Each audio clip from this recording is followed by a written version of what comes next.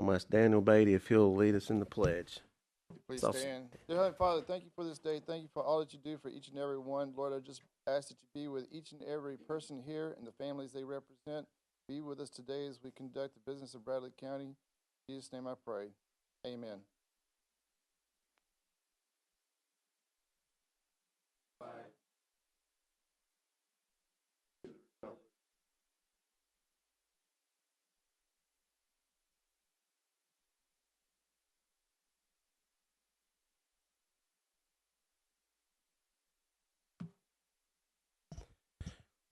We're going to go ahead and get right into the meeting. We've got some commissioners and some other folks has already told me that they've got some prior engagements after this meeting. So we'll go ahead and get started.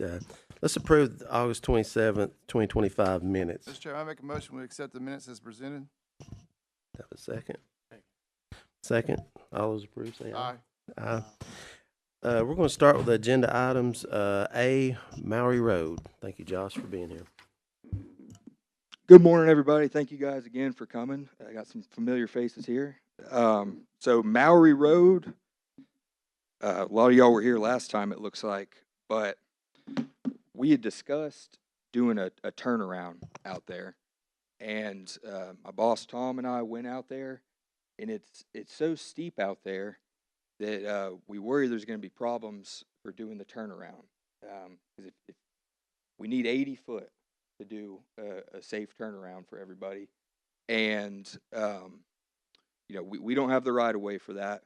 And it's so steep that if we cut into the side of the mountain there, you would need a huge retaining wall to hold up the mountain there. So we did find one spot that could potentially hold it. Is Frank here today? How's he go? Oh, I'm sorry. Yeah, I'm sorry about that. Well, I hate to put you on the spot, but we did find one spot that was on the land right there, and it drops down a little bit, but there's a spot where you could almost build up the road, and that would be right there in front of that property. So that would potentially close the road right there, and then save people from driving over that real steep, dangerous part, and then that would also stop people from cutting through there. So, but that would be a tough thing to work out as far as making sure the road, the turnaround doesn't wash away down the hill. So that could, not saying it's impossible, but there's a lot of complications with that. So, another thing we talked about was maybe potentially putting guardrails up there, keeping that whole road open through there, maybe putting some guardrails. They would have to be a special set of guardrails because it drops off a good bit. You need some, I guess, custom guardrails, and it'd be a lot of guardrail through there, so that would be expensive as well. So, but we've looked into it. Got a couple things we're considering. I don't know if y'all want to give any input on that real quick. Anyone? Yes, ma'am. Ma'am, will you? Yeah, I'll give you the mic. That's okay. Pull it down. Years ago, I had inquired about the guardrails, and someone did go out and check it. Can I get your name and address? Marie Indovino, Okay. 488 Maury Road. Okay. Continue. Thank you, ma'am. And they did send someone out many years ago, and they said because of the drop, it was an engineering issue, and they don't do that. So that kind of put an end to having the guardrails, unless now they're considering investing more in doing the guardrails. But at that time, they said the guardrails weren't feasible. Do you have something, Commissioner Blake? Yeah, Josh, real quick. I mean, are you or Tom making a formal recommendation on what to do? Tom, it doesn't matter who. I mean, that was, I thought what today's meeting was about, is to find out where you want to go with this and how we can help you get there. With safety being the biggest thing. You know, from my point of view, it doesn't really matter to me whether we close it or whatever we do. Okay. Josh and I have been tossing around the idea of putting up guardrail. Now, Guardrail? and I guess you're asking, why haven't you done it years ago? No. First of all, there's really nowhere to hang guardrail. You gotta have some ground to put your post in. But I'm looking at now, I've got to call into one of the guardrail companies to find out, do they make a longer guardrail post than the standard, 5.5 foot post? If so, we probably could, put up guardrail. Okay. The only thing that when you put guardrail on a slope like that, and that's a very steep slope. As cars goes to hitting that guardrail, it disturbs the ground. You start having slides. That's the reason I've always been real hesitant about using guardrail. And another thing is, guardrail should only be used in an absolute life-saving, as a life-saving device. And I'm not sure that this is a life-saving device. There have been cars go off in there, particularly during an ice storm or snow, but I'm not sure that, it is an absolute life-saving device. Guardrail can be a hazard within itself. So anyway, it really doesn't matter to me. It is going to be a little trouble to put in a turnaround. But we can do it if we've got the land, and the owner's permission. We can do it. Which one would you like to do, guardrails or turnaround? I think, I'd like to hear from the audience, and I'm not doing this from a political standpoint. I don't like to do things because I want to do them. I want to do it because what the public wants. And I would like to hear from, if there's any here that's against it, that, then let us hear from you.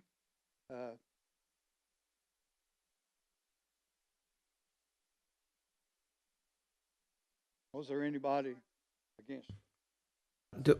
Come on up, sir. If you're against it, you can come up here, state your name and your address, Not please. necessarily that I'm totally against it or anything. state My your- name is Jeff Morona, and I represent and manage the property of Joanne G.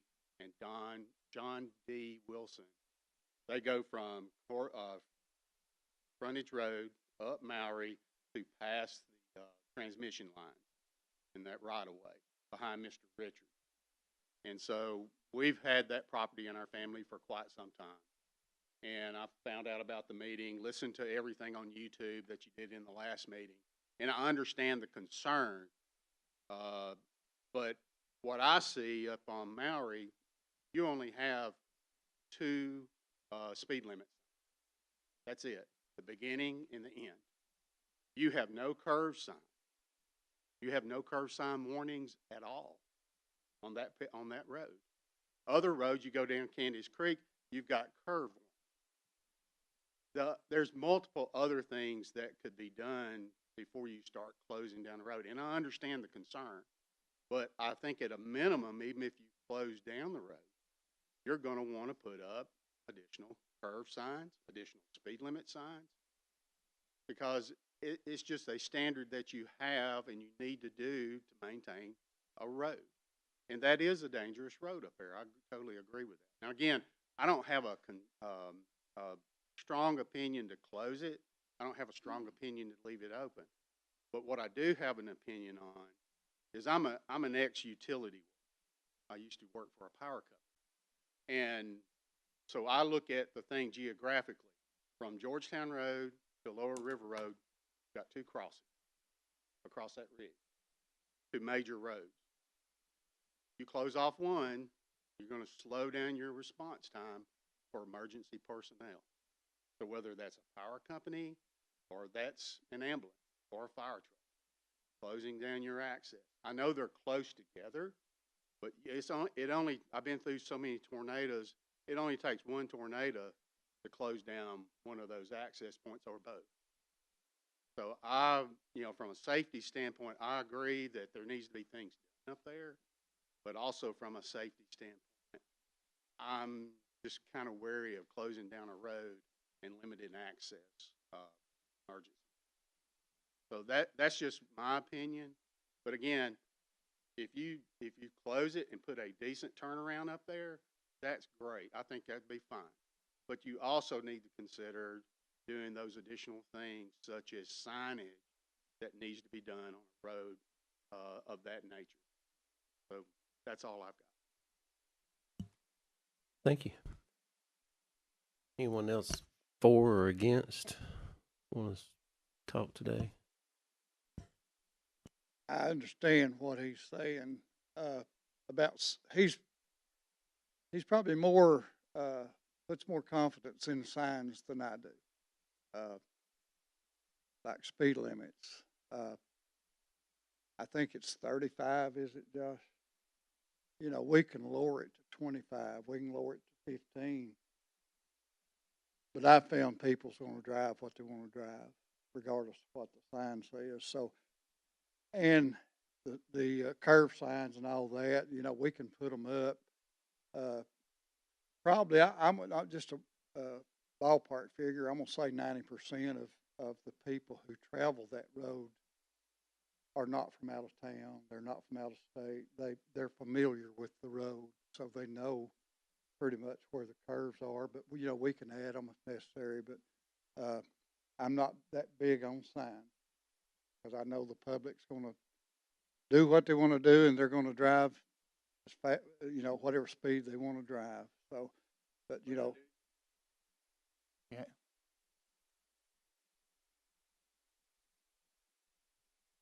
Minimum standard that you'd have to do to maintain a road or anything else. And I think those minimum standards need to be met. And so that throws it over to law enforcement to enforce those. That gives them the reason to do it and the ability to do it on a regular basis.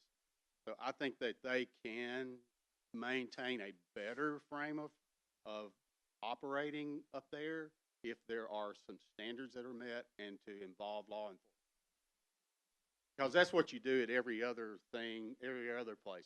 It's not that the sign stops people from speeding, but when you've got law enforcement up there and they're about to write a ticket, that takes care.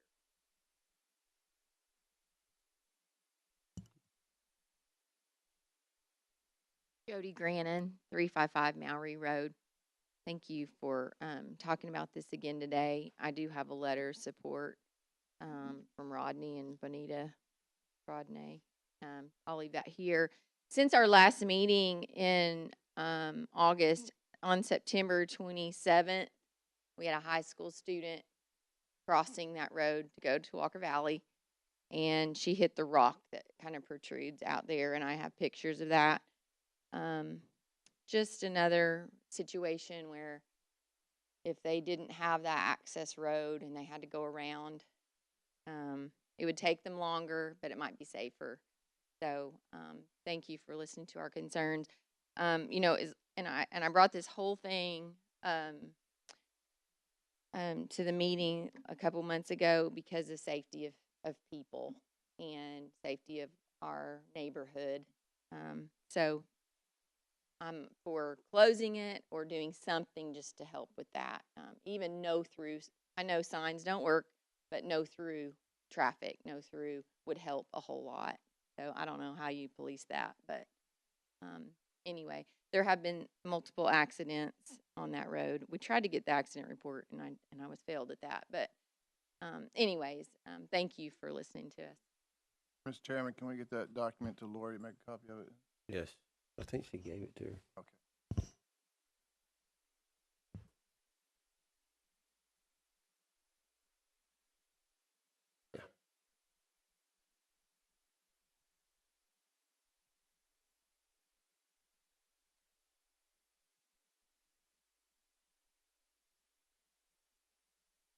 As I said, I'm not for or against. I just want to do what the public feels like is the right thing to do. From the road department's point of view, my concerns is the safety of that hill. It's one of our hills that during the snow, we try to get to it as quick as we can.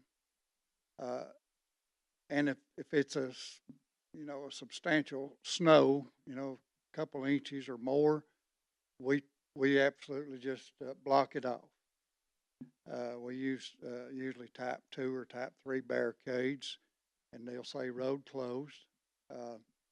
They're reflective, easy to see at night, but that doesn't matter to people who want to go up or down that road. They will get out, move them, and go on. We've had cars run off of the bluff there. They go around the barricades to run off of the bluff. So my biggest concern is the safety.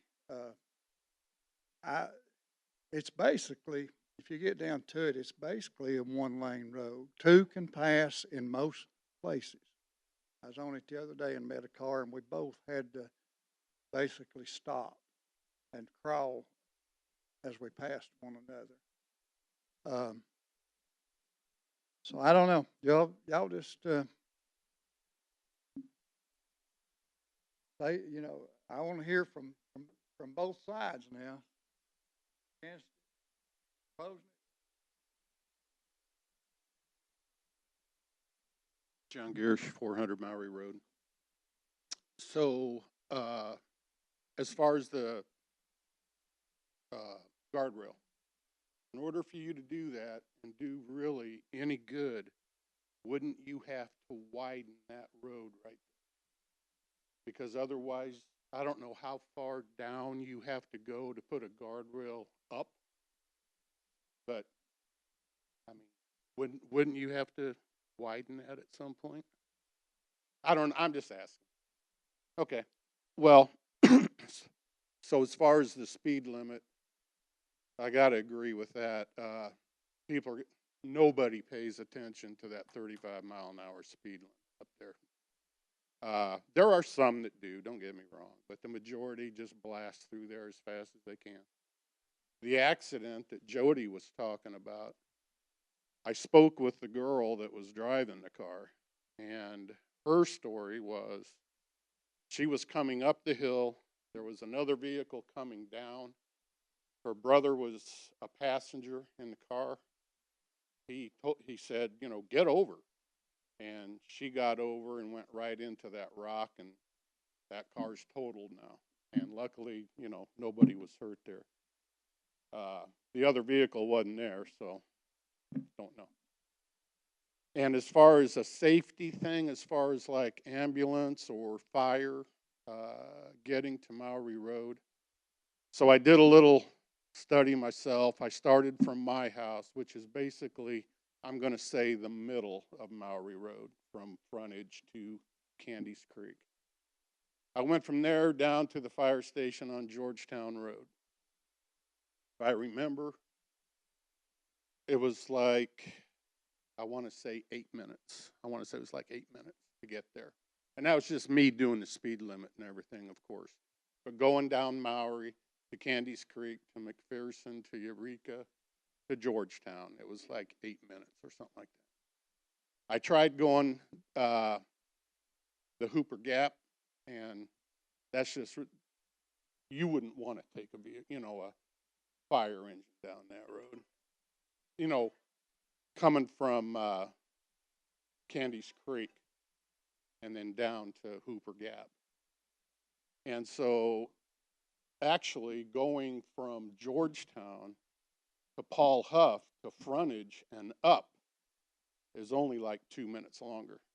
And not only that, I think the fire chief or these captains and everything, whoever's in charge of these fire crews, they have a responsibility for the safety of their people and themselves.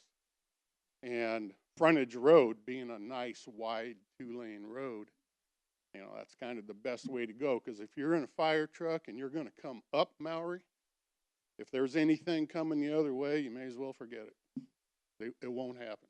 Somebody's going to have to move, back up, whatever. So, like I say, there are some signs, by the way. You guys did put up 1 or 2 of those curvy road signs, but here again, nobody's really pays attention to this stuff. Like he said, people are gonna drive the way they wanna drive, and that's all there is to it. Just the other day, when I was talking with Cletus there, he was pulled off the side, and I was standing there talking to him on the driver's side. And I mean, here comes this lady, 50 mile an hour, and she didn't even slow down. You know, didn't even attempt to slow down. So I think the wisest decision, I think, is to close it and be done with it and save a lot of headache and a lot of trouble.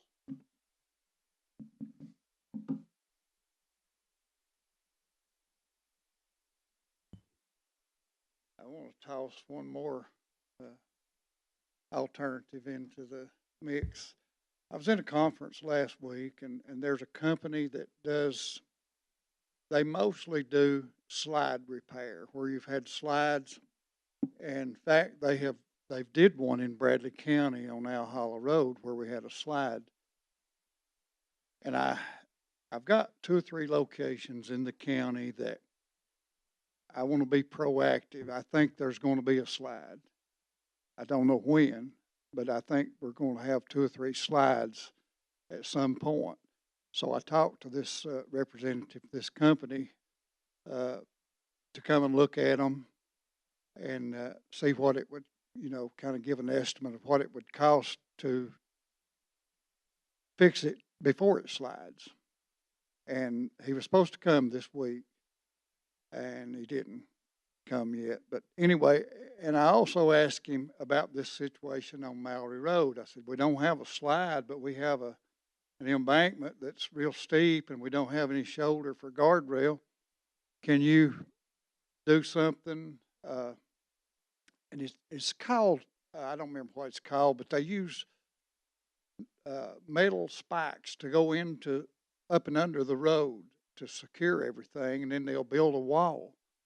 And I asked him, I said, can y'all do something like that to build us enough shoulder to, to widen it to where we could put up some guardrail? He said, sure. But it would be expensive. I think we would, I think it would be out of the realm of doing it with the road department budget. What I'm saying is I think we would have to probably do a capital outlay to do this, but it is an alternative to, widen it out a little bit and put up some guardrail.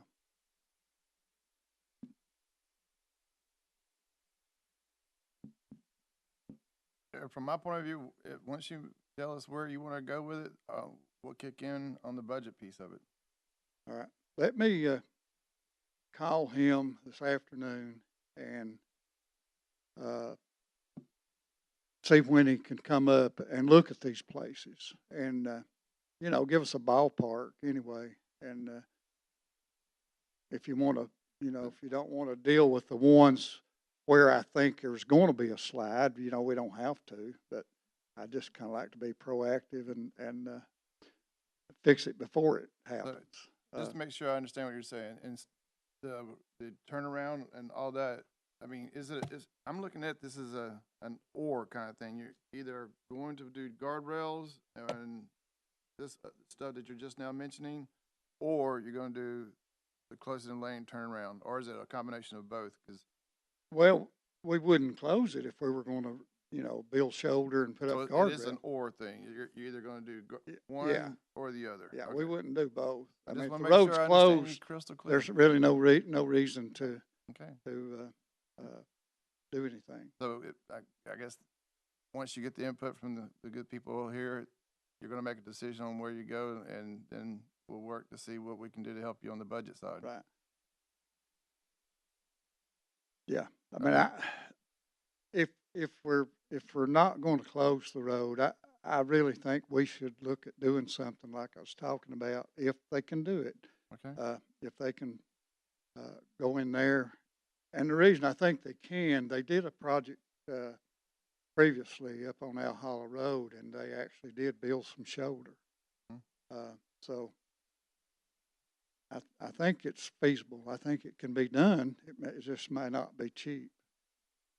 Well, I'm gonna state the obvious, something's gotta happen, right? I mean, just what it is today, hopefully isn't the way it is in the future. So Right.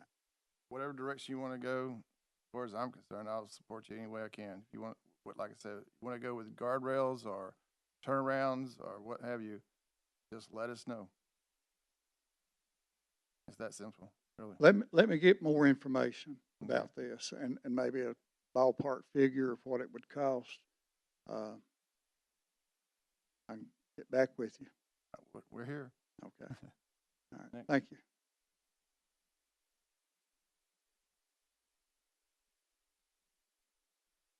Good morning. My name is Richard Roberts. I live at 298 Mallory Road.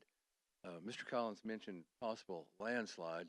Quite frankly, I'm surprised that there has not been a landslide. The way TVA comes in every 2 years and arbitrarily kills all the vegetation under the power line.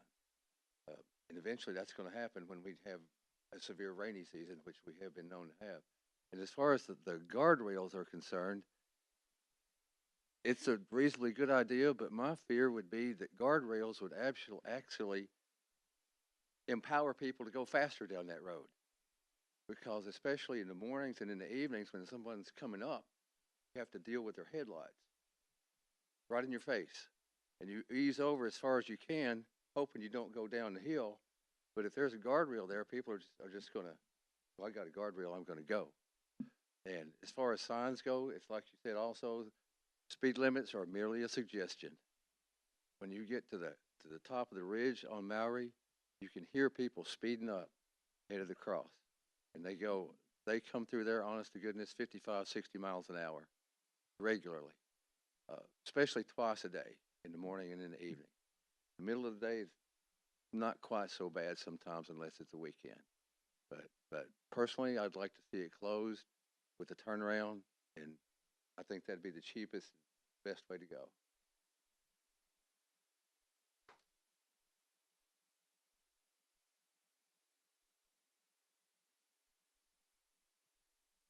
My name is Kyle Eklund. I just purchased a piece of property on Maui Road. I don't have an address yet. I'm sorry. But anyways, I've talked to a few of the neighbors. I'm very okay with, as well, with going the roundabout. No, sorry, not the turnaround. Thank you. Great people on the road. A lot of people that don't live there fly by every time. I'm on my property almost every weekend trying to clean it up and make it look nice. Stuff like that. Closing it is a great idea. I mean, is it completely closed? You put a fence down at the end there, or at the top there. You put a lockbox in case there's an emergency.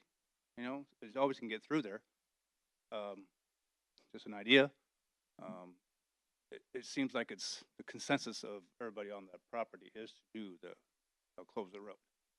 Is there a vote that we can do to vote that way, or is it really the idea of the road commissioner? I don't know who, but to really make that final decision, you know what I mean? So, but obviously, you have everybody on that road, you know, thoughts, and sounds like the 90% of us want that closed. So, that's my 2 cents. I'm gonna let Bentley Thomas. He's in the mayor's office and planning. Yeah. He knows. He's very smart on this stuff too when it comes to the county. Yeah, in order to correctly close the road, there needs to be a survey done and a petition to the planning commission, showing the road that's going to be abandoned going to the 2 adjoining property owners and the cul-de-sac. And typically the cost of that is with the petitioners. I don't know how you want to handle that, Tom, but. And then it'll go to the planning commission. The planning commission will make a formal recommendation to the county commission, and then they can formally close it.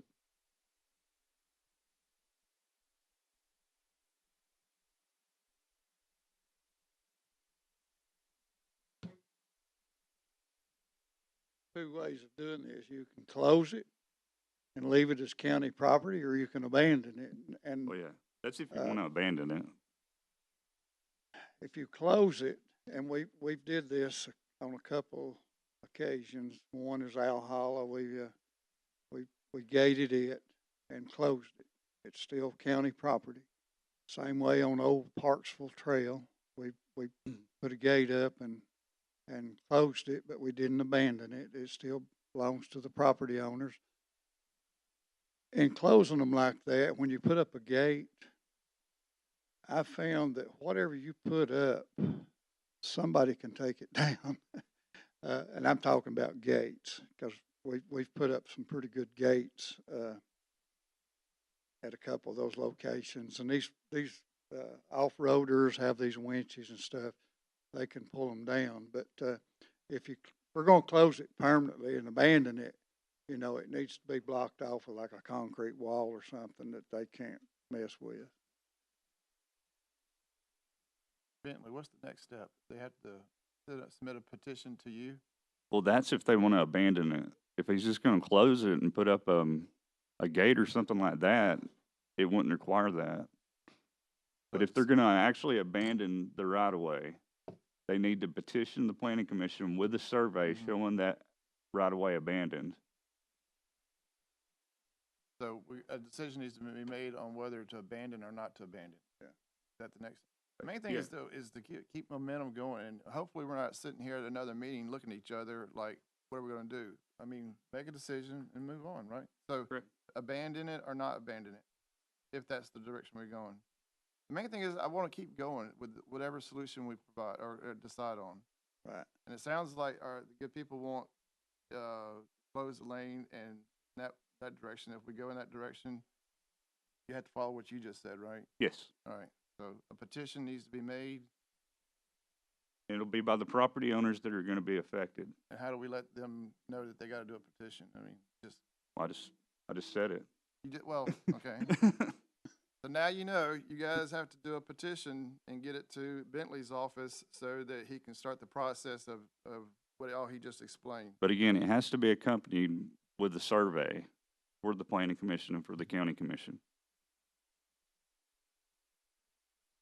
For the turnaround and abandoning the right of way and going into the two adjoining property owners.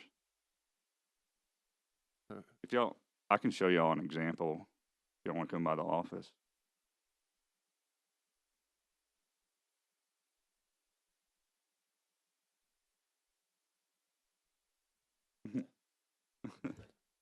We gotta hear you.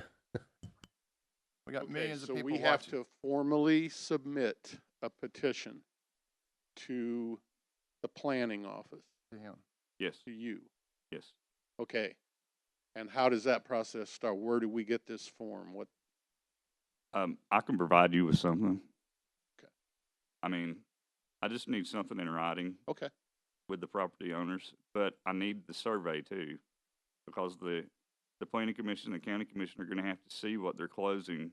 And then once it's abandoned, the county attorney will quitclaim deed to those two property owners. Well, you're talking abandoning and we're Yeah. just talking But close. but if he's talking about closing it, you don't have to do that. Yeah, that's what Okay.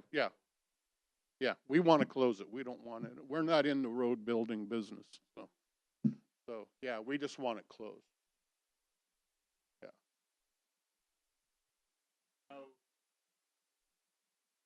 Sir, you gotta come up and talk. Gotta hear you. Place that you're going to put the turnaround. Do you know the property owners and are they, here today?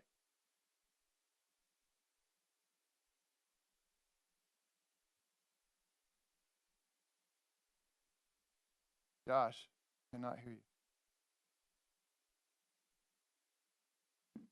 So, yeah, I've got a map here showing the parcel where it would potentially go. And it's not 100% that we could even put it there, but there's one spot that we could maybe put it, and it would be in front of your property there. So there would need to be a survey done with land donated to the county to do a turnaround right there. So there would be survey costs involved in that, and that's something we need to figure out. And but I think it seems to me that we wouldn't want to abandon it because there's utility trucks that have to come up through there, and we could just put a gate up, give them a key. If they got to get in, they can get through there. So, Ms. Inovino, I'll get your information, and I think the next step would be figuring out if that's a possibility. And then, as we move along with it, we'll keep you guys updated. All right.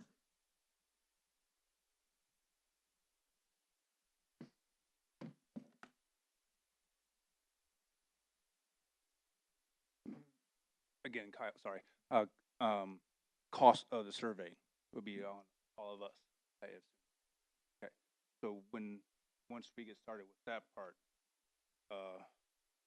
who can reach out to a survey? Because I don't know if you know a surveyor, or do you have a recommendation as well for a surveyor to get that ball rolling? I Just can trying get to you a keep- list. Okay. Yeah. Okay, let's just want to keep that understand, and we want to know the price, cost, because I'm very happy to divot in with everybody on the, I mean, I think we're all on the same page, so just want to let everybody know that, so. I have a survey of my property, so is that not good enough?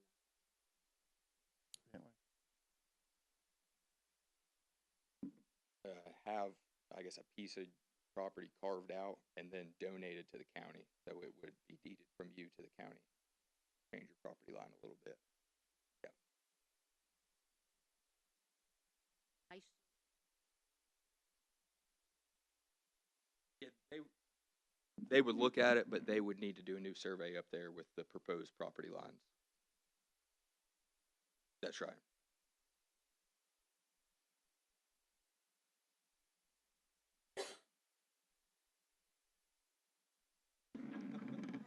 Bo Burris, 633 Maury. I live on the very end, coming down there.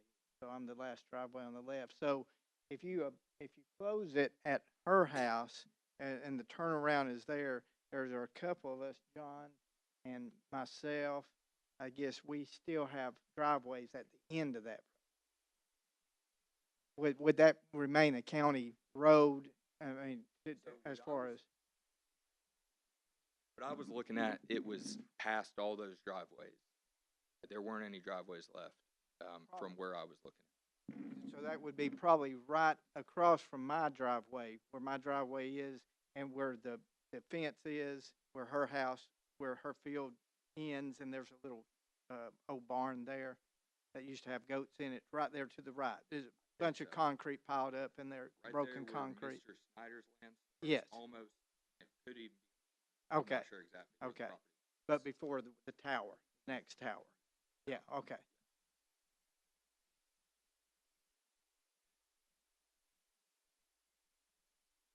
Anyone else?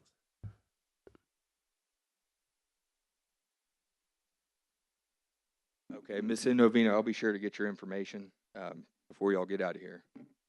And if anyone needs to, about a minute and a half, anybody needs to go to work or whatever, you can leave at this time if you want to.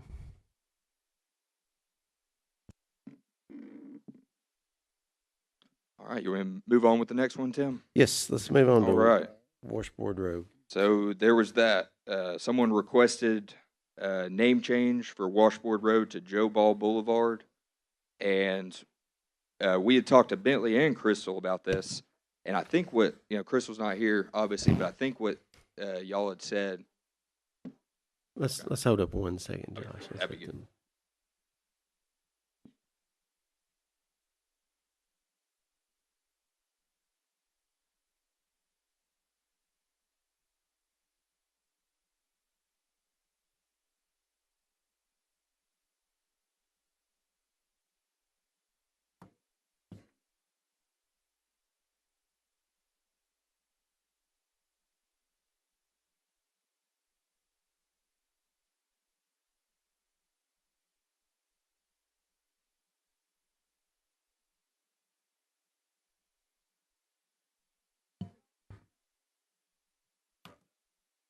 Josh, you gotta get some info anyway. It's okay.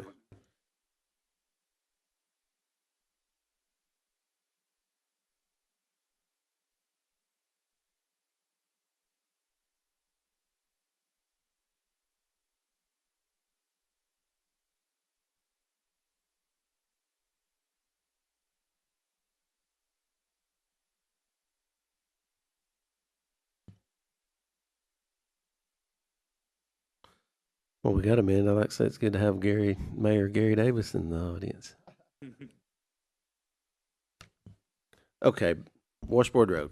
Washboard Road. So Crystal had said, and I think Bentley had said this too, that you need everyone's permission out there, right, to change that? Yes. Okay, so, And I will say, anytime you change an address, people are very protective of their addresses. Some of the worst cussings I've gotten are because of addressing. And did you look to see how many property owners were on there? It's like 20-something, I think. something like that. Yeah. But what they would have to do is petition the planning commission the same way that you do with an alley abandonment. Okay. But, Now, that person's not here today, are they? That was, okay. So, I think, Bobby, you got their number, don't you? We'll get him, and maybe she can try to get that petition together, but that sounds like a tough thing to do, getting everybody out there. I think from last meeting too, correct me if I'm wrong, Lori, I think after I mean, that's, you're talking about changing your driver's license, you're talking about changing a lot of stuff. Yeah. And the folks that were presenting that, the Lewises, I think too. Right. And I think they were more leaning toward maybe doing a sign, just a big sign without changing the road, like a memorial. Is that what you thought, Bobby? Were they? I think so too. I think so too. Okay. Well, maybe we'll talk to her again, and then we'll just say this is figured out. And I think if so. she wants to do the petition, she can do the petition, but it Absolutely. probably won't happen either way. Okay. Blue Grass Circle. Bluegrass Circle, they were wanting the speed limit changed from 25 to 15, and we got all the paperwork worked up, and Lori should have that. So I think it needs to get voted on at the next commission meeting. Okay. Yep. You wanna? Mr. Chairman, I make a motion to adopt this recommendation and put it on, I make a motion to adopt this recommendation to move the speed limit. It's hard to read, sorry. 25 to 15. Put that in form of motion, thank you. Second. All those approve? Aye. Aye. All right, good deal. Well, I think the next one is the proposed sewer line, and I think they can probably say more than I can. And we were wanting Crystal to be here to figure out some right-of-way laws, but I'll let Bill or Anthony, if y'all want to come up in just a sec. But basically, they're selling a property that they're wanting to develop for housing, and it needs to have a sewer line going there. And I think there's already a sewer line going right along the road department's property line. That's a 6-inch sewer line, and they're wanting to boost it up to an 8-inch sewer line for housing. And sorry, yeah, I don't know, but they're wanting to change the sewer line, and that is going to deal with right of way, and it's going to deal with road department county property. So they're here to, I guess, give a proposal for that and find out if that's a possibility.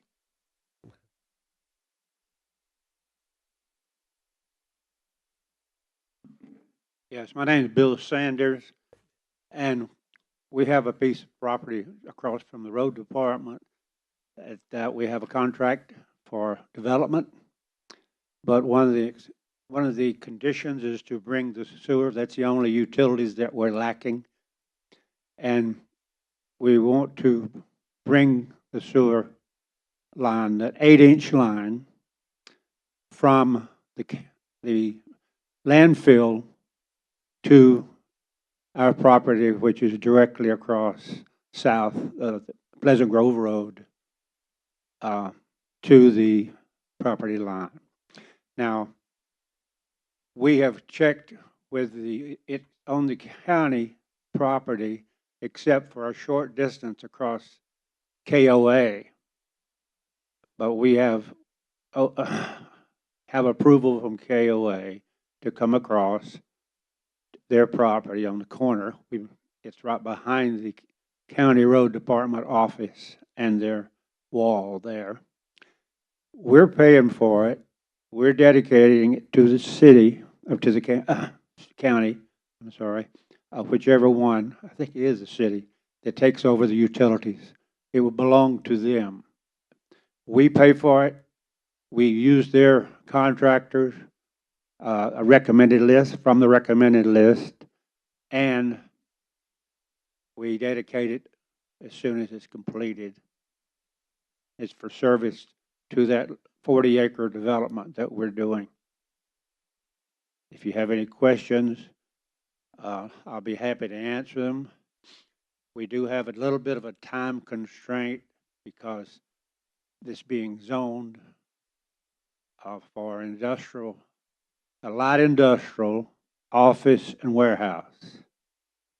A similar, I've reviewed the development that's going in, and it's similar to the FedEx at the next exit past going to Chattanooga, past Uluwa. And I think it would be a major contribution to the whole county, and particularly our end, which has now begun. And I got to tell you this ironic thing. I was the first city planner on consultant basis for Cleveland, Tennessee in the early to mid 70s. And when I did a master plan, I had the city growing toward Uluwa and Chattanooga. Logical, right? Well, proved me wrong. But finally, we're getting a lot of development activity in our area. And that has been lacking. I think that this will help stimulate more development. And we have other people, we have other land there. We have 14 acres adjacent to Pilot. And we have another property on the corner of Withrow and Pleasant Grove. And we're developing another property, which the planners are familiar with, 46 acres off of Harris Creek Road, which is about 3 to 4 minutes from here. So we're trying to and we live in that area, and we're trying to build it up, and we put a lot of effort into it, and a lot of work, and a lot of money. So I appreciate you. If you have any questions, I'll stop now.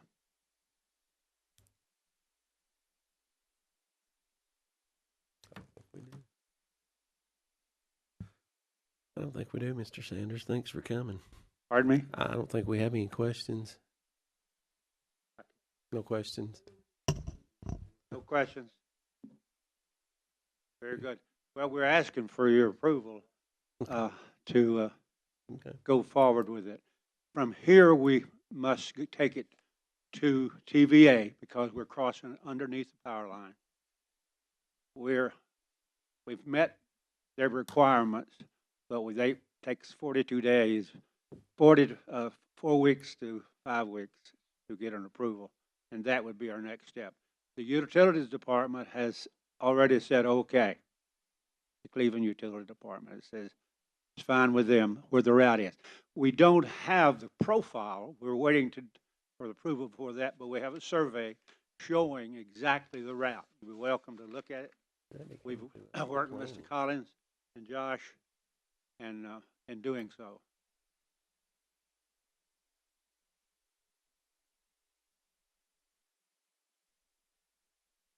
Bill,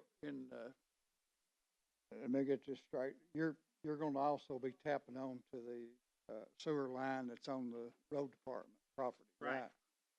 You have a 4-inch. We're going to replace it with 8-inch. Right. Well, that was one question I had for Crystal, and I was hoping she'd be here. I don't know that I have the authority to give them permission to do this. I know I have general control over the roads, but I don't know about, property.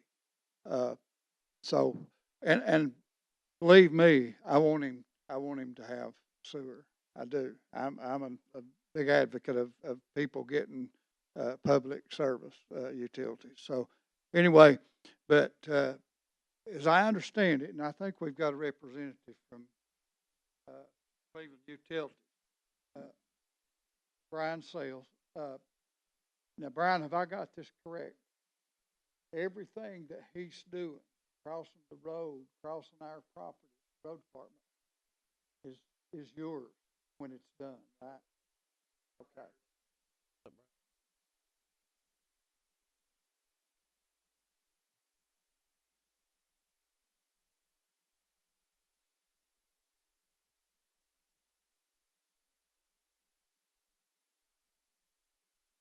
It will be Cleveland Utilities sewer once it's installed and inspected, and the easement will be to Cleveland Utilities. It'll be ours to maintain from then on.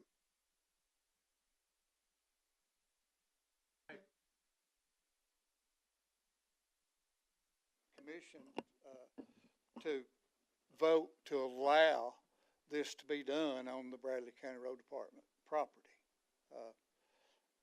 Now, if I'm Mr. wrong, Chairman, you tell need me. a motion to do what? What language do you need? I agree. I mean, Brian, you've looked into this, right? Yeah, so Yeah. we would get an easement document that the city attorney will draw up. It'll have a description. No. What does the motion need to be, Mr. Chairman? Laura, do you In order to. We just need to know what the motion needs to be. I'll be happy to make the motion, I just don't know what language it needs to be. Motion to grant an easement? I did make a motion to ease agreement. Grant an easement? Is that what needs to be done? This has got to go to the full Grant- commission. It doesn't yeah. get decided totally here. Tim will then And put we'll- it on the county commission's next voting session, which I guess is 20th, whatever. Maybe we can have more language too by, Yeah. yeah, they'll have to come for the full commission. So I made a motion.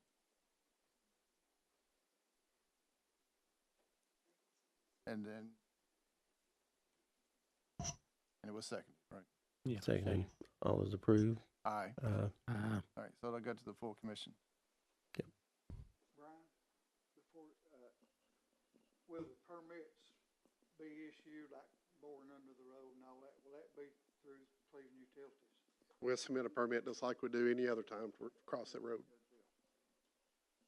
At the high level, Brian, all you're doing is going from 6 inch to 8 inch, more capacity, right? You're going, Well, we're extending an 8-inch line from the existing manhole, which is at the landfill. Now, they've got a 6-inch service, that's my understanding, on their property. But we're extending an 8-inch main across their property, across the street, to serve their development. right, so increase from 6 inch and expand Correct. what you're doing so that they can continue with their project, which is gonna benefit all of Bradley County. Thanks. And I guess my question is too, is the money part, who's paying the, Mr. Developer. okay, Yeah. okay. That was a big question too. Well, it's my understanding it's been annexed in the city. Yeah. Or they're applying for it to be annexed. Right, the only reason you're here today is because Bradley County owns a piece of property as an asset of the county, and it has to come to the commission. It has to be zoned for the use, yes. No, the city does the zoning piece, right? Is it being zoned or annexed, or both? It's being zoned and annexed. They have to be annexed before they will, allow the line to be extended. And, Yeah. it's gotta be zoned for the purpose used. City of Cleveland handles that piece of it. What was that? That's all right, it's all right. Anthony Boone, I'm with Bill Sanders and the seller, and also, is anyone from Republic here, the county landfill? I've spoken with Republic and Michael Pastorella, I think it's his last name, and he said the main concern that the landfill had is that as the capacity, that Cleveland Utilities has the capacity that on an 8-inch gravity-fed sewer that we're proposing to install, that it's not going to disrupt their current flow and or disrupt what they would do then in the future. And that was their main concern. And then they also requested that if the county road department, we tick all the boxes with you, that they will also allow an easement through their property, because we also touch on their property as well. So they're dependent upon what you say, and then obviously the commission and what you vote later in this month. So I just wanted to ask you that, Brian, that what we feed in is not going on an 8-inch gravity fed. It's not gonna mess up what the.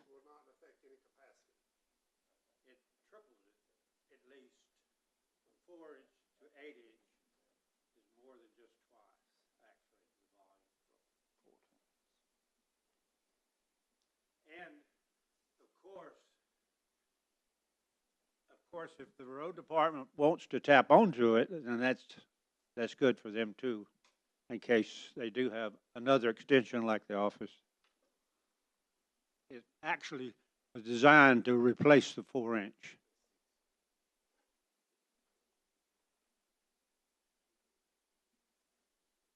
Any other questions? Thank you. Brian, I appreciate you coming too. Thank you, sir.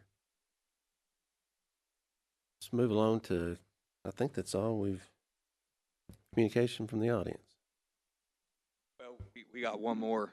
They've been patiently waiting. Thank you, guys.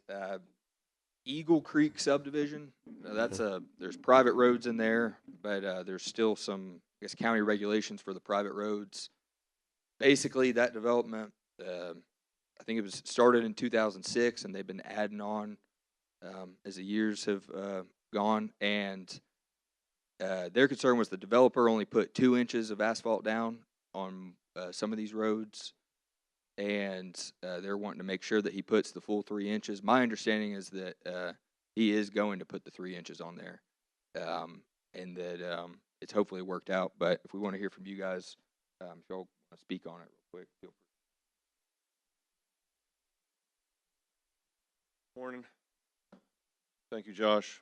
Good morning. My name is John Saran. I'm president of the Eagle Creek Homeowners Association.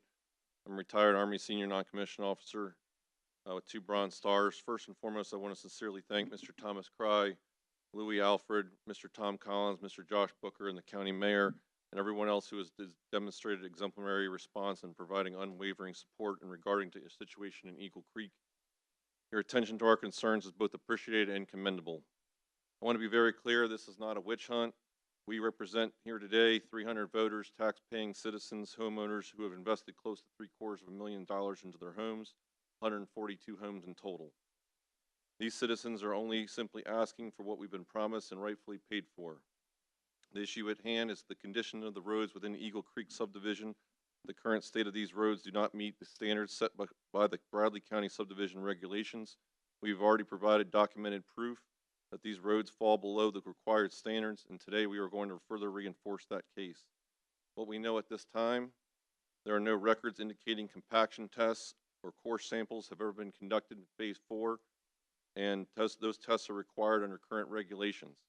Additionally, no bond, which is required in Section 6.115 construction bond procedure, has been placed, from what our understanding is, guaranteeing to the subdivision that the roads will ever be brought up to the standard. These are serious concerns that deserve the full attention. We are here to ensure that they are addressed properly and transparently. These are serious. Today with me today is my treasurer, Mrs. Jane Caves, and our key witness and subject matter expert, Mr. Derek Blackwood. At this time, I yield my time and respectfully offer the floor to Mr. Blackwood.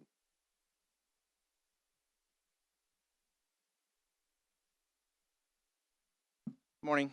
I'm Derek Blackwood. I'm a civil engineer with MAP Engineers, but I'm also a resident of Eagle Creek subdivision. I live at 350 Eagle Creek Drive, or Eagle Creek Road, excuse me. I've got a couple maps that I can hand out, a couple of things that might help.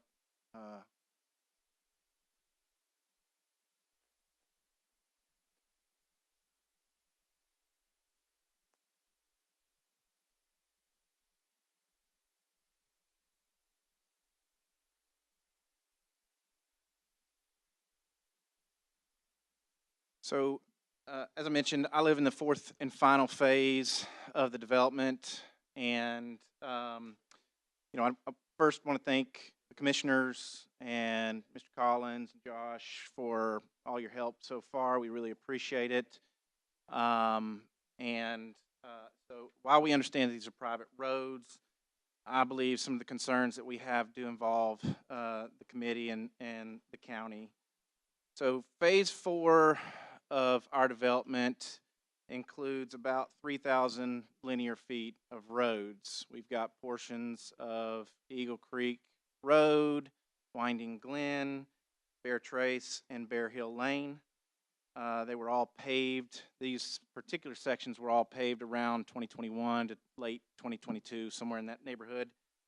And the builder out there has started construction on the final few homes in the development. And he'll soon be looking to turn these roads over to our HOA for long-term maintenance of those roads. So we wanted to bring to you some of our concerns that have recently come up, not to cause issues or anything, but to just be sure that the standards are met. And given recent conversations, we're hopeful that the right thing is going to be done so that our neighbors are protected. So the condition of the roads in the neighborhood and the pending turnover of these roads led us to do some recent investigations. We've talked with the builder, we've reached out to multiple departments, the county, to gather whatever information that we could about the roads before we take ownership of them. What we found, I think, is John mentioned, is that there's really no documentation for inspections, the testing of the roads. There's nothing we could find. I even reached out to the previous administration's inspector, and the only thing he had was one proof rolling report prior to paving, and then beyond that, there really isn't anything that we could find. So beyond that, we've reached out to the contractor who installed the paving. He's written us an email. I've got that. I'll pass that out here in a minute, indicating that he only installed the base stone and the binder, didn't install the top coat.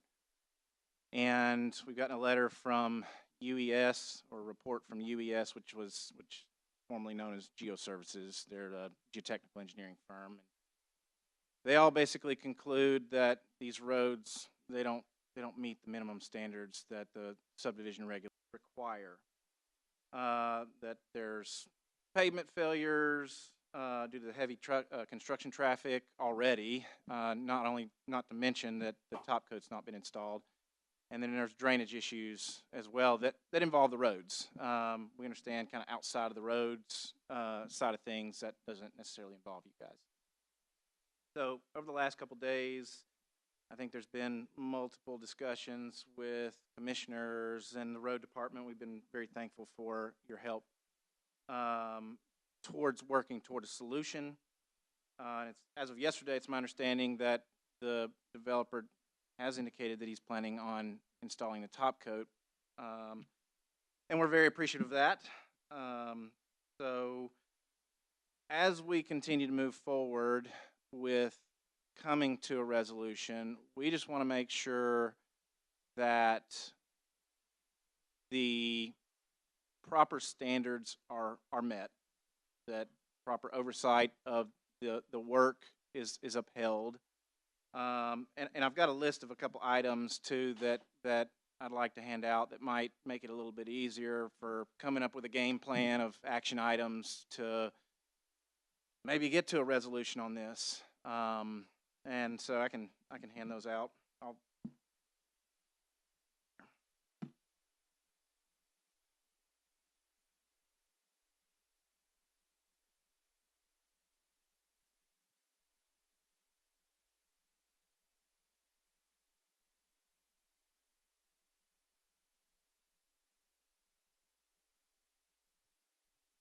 So first thing I think that would be beneficial is for the commission or the committee to make sure that all of the necessary core samples and testing's been completed to really verify what's been done and where the points of failure are, because it's not just a top coat that needs to be installed.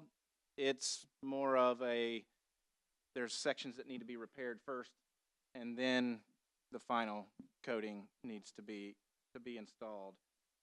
We also think that it would be good for the county to help us to investigate some of the storm drainage issues involving the roads.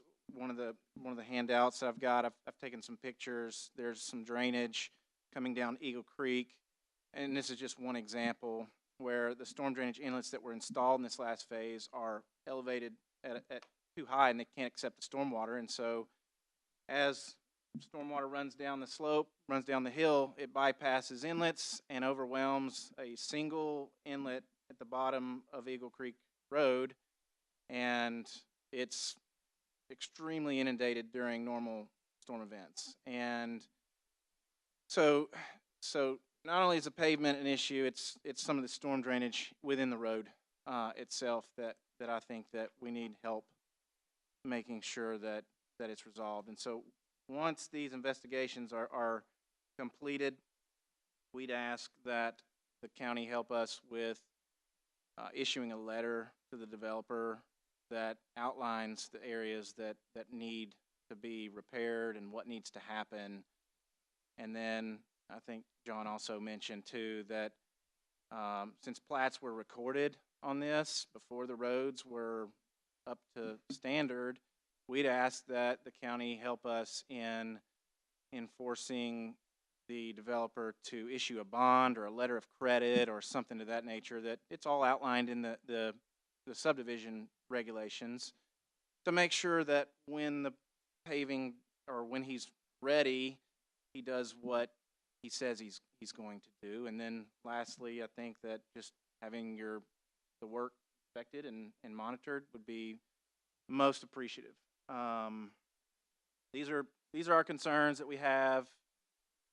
We just want to make sure that our residents in the neighborhood are protected, and that the developer follows through with what he's said he's going to do. So I'll answer any questions. I've got, like I said, I've got a few little highlighted some of the items in the subdivision.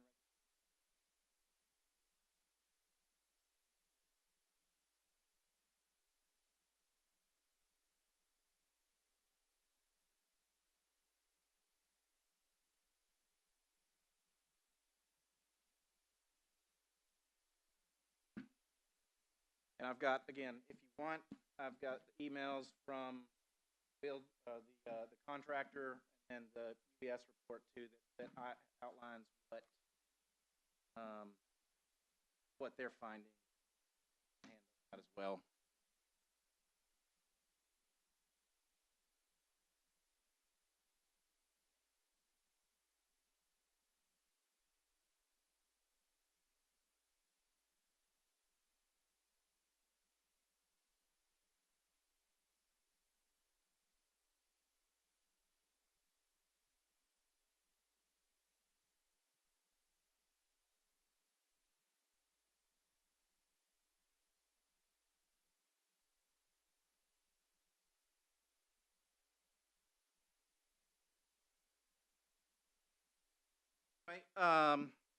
That's all I have. John, I don't know if you have anything else to go over, but we'll be happy to work with staff and the committee in however way we need to maybe lay out our concerns more detailed and try to work to a positive solution to this. And I think based off the efforts that we've seen so far, and again, I really appreciate everybody's attention. It doesn't go unnoticed, and I'm hopeful that again we can come to a good solution. Yes.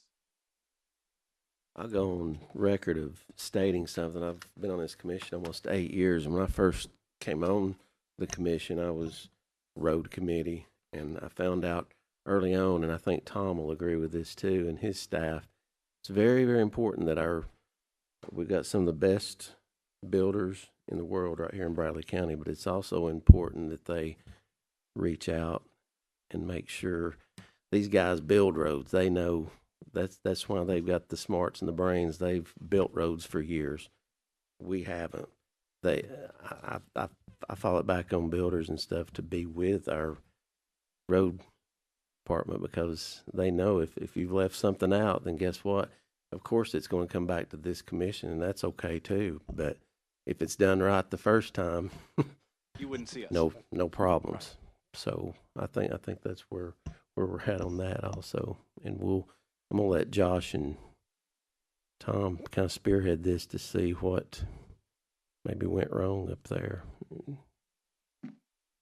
Yes, come on, Tom. We want to hear from you. Just go back in time a little bit. I'll give you a little history about the Eagle Creek subdivision. It was, the first phase of it was, I guess, built in 2006, or at least that's when it was started. It may have been finished in 2007, but they built it. We were inspecting it from the road department and the county engineer at that time, and all the testing was done, and they were doing it as a private road with intentions that someday that it might be taken in as a county road. So the first phase, number one phase, was probably built to the subdivision regulations. I do, however, have my doubts about the top coat. It doesn't look to me like it's a topping mix. It looks like it's just like a binder, like a B binder mix. It's got the bigger rock in it, and the paving contractor who paved phase 4, he agreed. He said that's not topping mix. But anyway, the developer assured me yesterday afternoon, and this was just his word, that he would make all necessary repairs to phase 4. And he assured me that, what I thought was happening at first was they were wanting this whole thing taken into the county. But he assured me yesterday afternoon, just a verbal statement, that no, Eagle Creek will never be taken in with the county. It will always be a private road. Now, where phase 4, I guess, fell through the cracks was it was platted, I think, in 2000, no, maybe even, I don't remember what year, but it was prior to me becoming road superintendent, second time. Anyway, when I took office, I had no idea there was anything going on in Eagle Creek, and I didn't until just recently. I didn't know there's any activity, any building or anything, but we found the information where the previous road superintendent had she signed the plat, but it signed it as not applicable because it was a private road. So the road department didn't inspect this. So, and there was really no need to, because, it's not going to be taken into the county.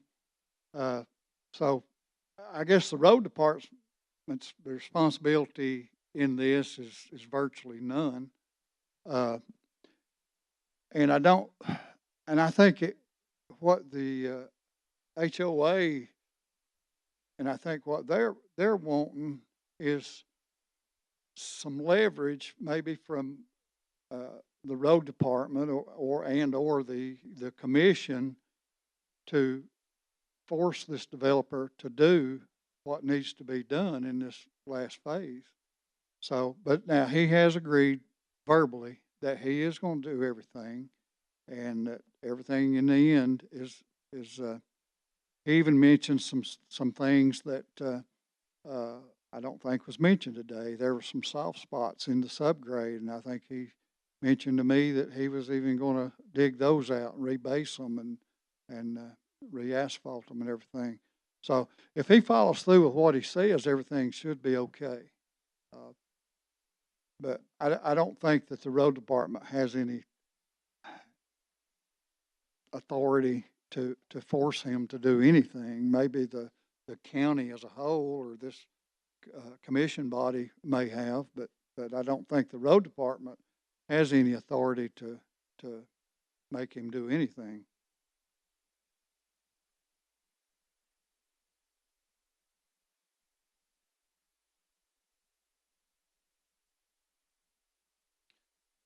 Thank you, Tom. Yeah, I think our major concern is just that, you know, one, he's gonna do what he says he's gonna do. And that a man of good intentions is, you know, highway to hell. You know, we need to make sure that this person is gonna do, if we truly believed that he was gonna do what he said he was gonna do, we would not be standing for you, wasting anybody's time. I think that there are some conclusions that has led us to believe, as you said, that you drove through, even the very first phase, that there's no top coat, and he's destroyed the entire entrance going into the development. We're talking about people that have retired military, retirees, people who are on Social Security disability.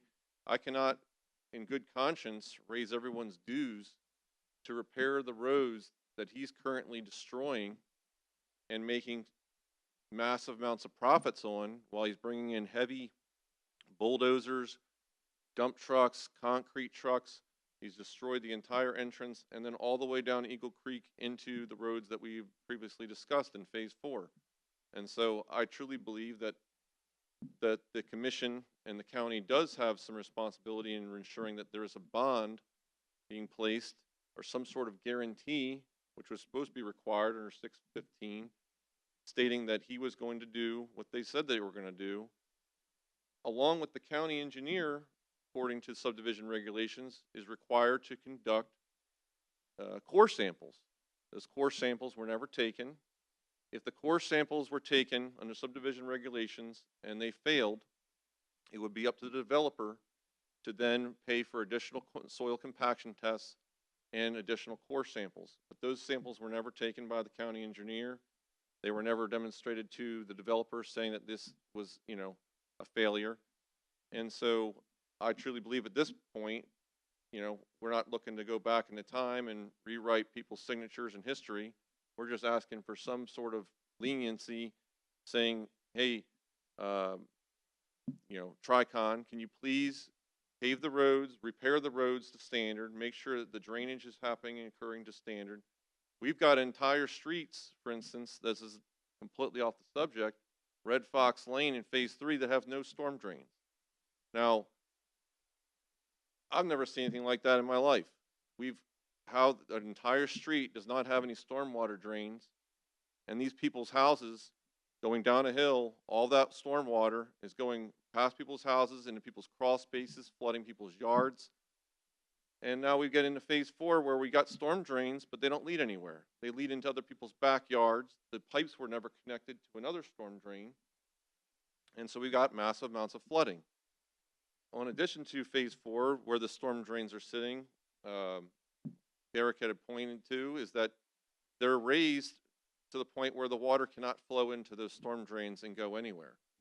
And so we want to make sure that there is some sort of insurance from the county that we could put on the developer, and the developer can, you know, of course, yesterday he says he's going to do all this thing, and the plan was all along that he was going to do this stuff. Well, that's not in writing. And first of all, it wasn't done to standard, just to say that, you know, there was never any bond assuring that he was ever going to do this. And so, you know, we're talking about a lot of people that are affected through this, and I'm just asking for some assistance, and I appreciate everyone's time and efforts that everybody's made thus far. And I think, you know, according talking to the builder, that they're willing to do it, but again, that we've been all told as home buyers what they're willing to do, and what they say they're going to do is not happening. And so I just would like maybe the county engineer to come out here to the neighborhood and review what's going on with the subdivision storm drains and storm water, make sure that that's being done to standard. I feel like there's been this whole cloud of overlook saying, well, this is a private neighborhood in a private subdivision. This doesn't concern us. Well, that's not true. It's a subdivision within the Bradley County. It still needs to be built to regulations. Sure, the engineering plans were approved, and it's up to the developer to follow those guidelines and those engineering plat maps, but who's going around and ensuring that this is being done? Is there any sort of follow through that is occurring, making sure that what is, you know, in writing is being done, inspected to standard? And I feel like there's a lot of, you know, just phone calls being made and things are being passed through without any kind of checks and balances. And so, we just appreciate everyone's support in this, and, I want to thank you for your time and look forward to hopefully having a response. Mr. Crowe, Chairman. Thank you. I'm very familiar with the subdivision from its beginning until through the different phases. I went through the place yesterday. I'm no asphalt expert, but I was chairman of the planning commission for a few years before I became a politician, and I'm familiar with the procedures. And somewhere there appears to have been a drop in observance of the responsibility of the subdivision regulations. I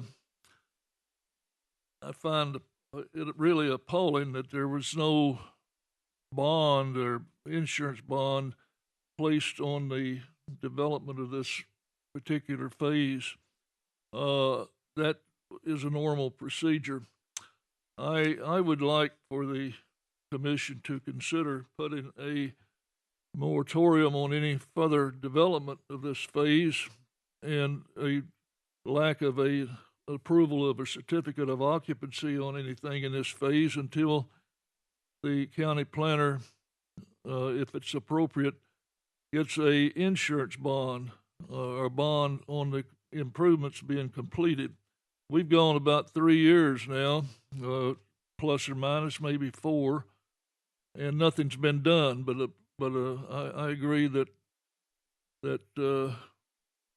time is important, but we need to get this thing done. And if we don't apply the pressure, nothing will be done. And I don't know, I'm not legally familiar with the difference between a private subdivision and a public subdivision. The only thing that would appear to me to be would be the gate going in, but maybe not. But I would like to have the committee entertain the motion of putting a prohibition on any further permitting, certificate of occupancy being issued, or anything else until a bond is issued by the developer to complete his job that should have been done years ago. Thank you. Thank you, Chairman. I had requested our county attorney be here today. She's out of town, or she would have been here. I always invite her to our meetings for just something like this that come up. Can't make a vote because Mylan Blake, he left. He had another obligation, and that's my quorum to put it in a vote. But you have our attention. We'll get, as soon as Crystal gets back in town, our county attorney. And Lori, I think we should get with the engineer too on this and request them to go out and have a look at Eagle Park, because it sounds like it's, yes, sir. Come on, you can come back up and talk to us. Can I ask when the next meeting is? I was fixing to get with the secretary and find out. We're fixing to put in, The other yes, thing sir. is if somebody's going out to look, I'd be happy to meet them out there. Okay. I mean, I design subdivisions all the time. I didn't do this one, but that's what I do, and I'd be happy to lend my time to go out there and meet with them, to talk to them, to show them around. I'm sure John and everybody else would be willing to do that. However we can help. If y'all can get your info with Lori, she can, when the engineers and Crystal gets back in town, we'll definitely, they can give you a call and let you know when that's going to happen. Thank you for coming. Right. We appreciate y'all. Yes, sir. And look, the developer, the builder, who in this case is separate from the developer. Okay, the builder, I spoke to the builder yesterday, and the builder is saying, well, you're trying to ruin my kid's Christmas, and giving me this, whole story of that you're taking away money that I could be making. And that's not my goal. My goal is to not stop, to allow him to continue to build, but I think we need to give him a timeline of when this bond should be completed. Let the builder continue to be building, because it does the neighborhood no good if these roads continue to sit, or these houses continue to sit, and then there's mold being developed on these in the inner walls, and then these homes are starting to rot. for however long time, but I do think that there needs to be something done as far as the bond. And so I told the builder yesterday, I said, you know, I'm not trying to steal anybody's, you know, Christmas. I'm not trying to steal anybody's ability to provide for their kids, but we just need some sort of insurance policy. And so hopefully that he can provide this bond within a timely manner. And I think if they can't, then at that point, maybe we motion to remove the certificates of occupancy if the bond is never met. But, so thank you for everything. Appreciate you coming. I hope the banner gets me right on that too. 99.9% of our builders in Bradley County, I know them. I know them all. They do an awesome job here in the county, but it just takes that little bit that doesn't do the right thing, but everybody else does. So I don't want to be misquoted and get 500 phone calls because I'm against builders in Bradley County. That's not it at all. But we want these folks, we see they're not happy, and we try to make everybody happy if we can in Bradley County. I think everyone in the audience has talked. I think that'll, yes, come on, Tom. On those phases, 2, 3, 4, were there ever on? Because what most lending institutions won't lend money. So I'm assuming everybody paid cash. Houses, lots. Normally, a bank, housing won't loan without they have a bond, road has been accepted, something. They're left out there in the cold. They've loaned money on it.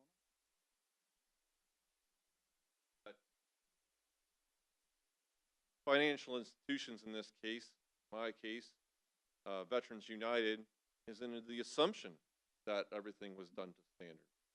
So, you know, a home appraiser comes out to inspect a new lot or a new home build.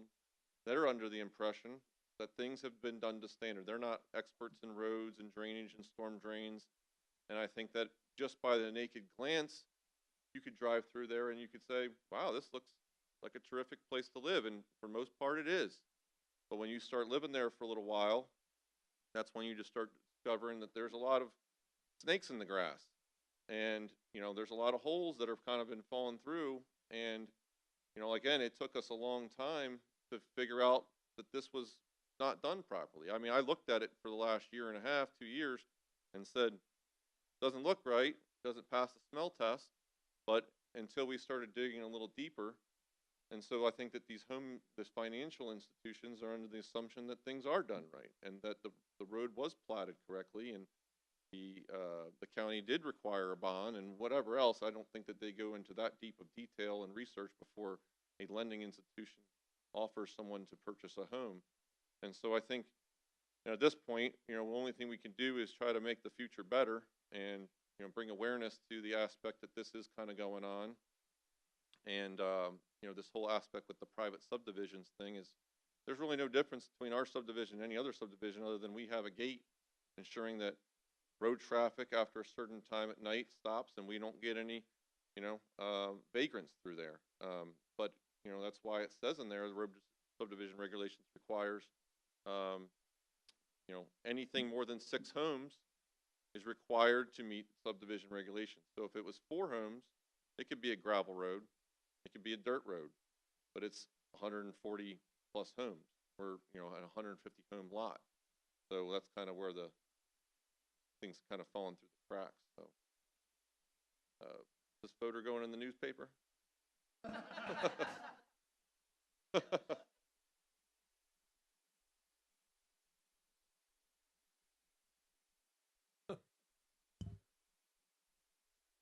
All hearts and minds clear. I hate going an hour and a half, but when it comes to constituents, it's constituents, it's folks in Bradley County that taxpayers, everybody else. I'll stay all day if I have to listen to the folks of Bradley County, and that's what commissioners do, right, Chairman? If nothing else, we're adjourned.